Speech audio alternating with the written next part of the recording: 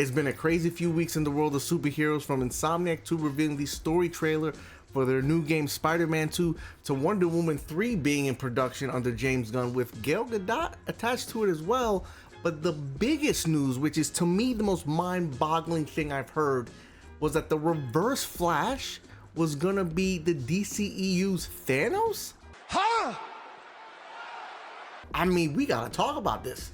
But before we begin, if you guys are a fan of the DCEU, if you're a fan of DC games, if you're a fan of DC in general, do me a favor, hit that like button. Let's see if we get this video to 10 likes. Likes interacting with this video, even if you comment about what you like about the DCEU or what you didn't like about the DCEU. Let me know in the comment section down below. Any type of interaction with this video pushes it into the YouTube algorithm. So thank you all for the support, but let's jump right into it. I would have made a video sooner, but I wasn't able to get in front of the computer.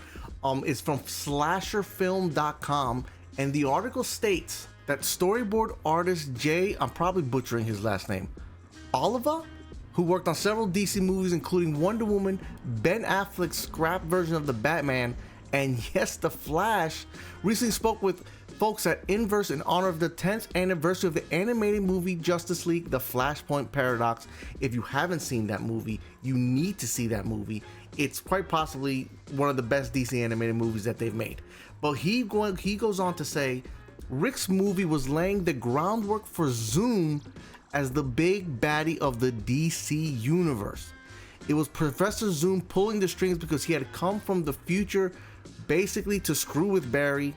In the Flash movie, Zoom would be the villain in the background, but also in the other films you would see some of the influences of Zoom on the rest of the Justice League.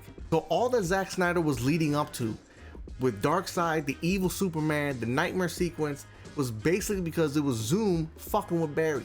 That's literally what it is. Zoom was messing with Barry, and that's what he did. He pulled all the strings to create that world that he did.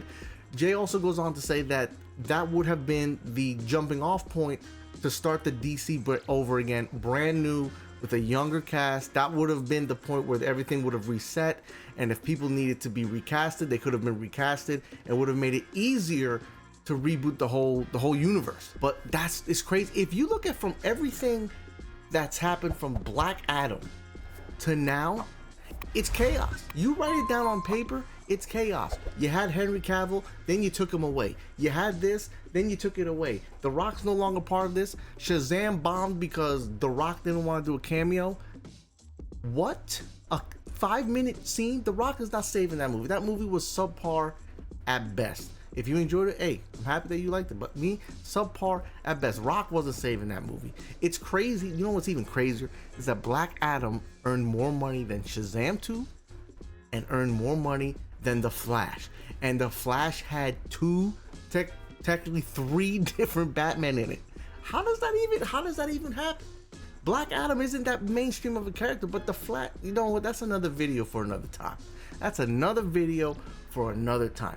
But this is all crazy news that's coming out. Of course, now all this information is coming out, which also sucks because it kind of puts the new universe in a little bit of a, what's the word I'm looking, not I want to say trouble, but it kind of just, the hype for the new universe keeps going down and down because of all this information that's coming out, which on paper sounds fantastic, right?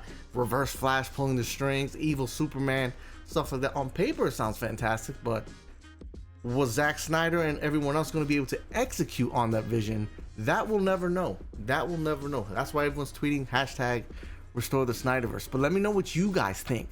Do you guys think Zack was going to be able to execute on that vision? Are you guys hyped for James Gunn's new DCU? Remember, Blue Beetle is the first character in the DCU, right? The DCU, and then Superman will be the first produced movie in the DCU. I'm assuming he's saying that because Blue Beetle was already in production before James Gunn was announced as the head of DC Studios. So that's why he's saying Blue Beetle is going to be the first character, and then Superman will actually be the first movie produced under his reign, I guess you could say.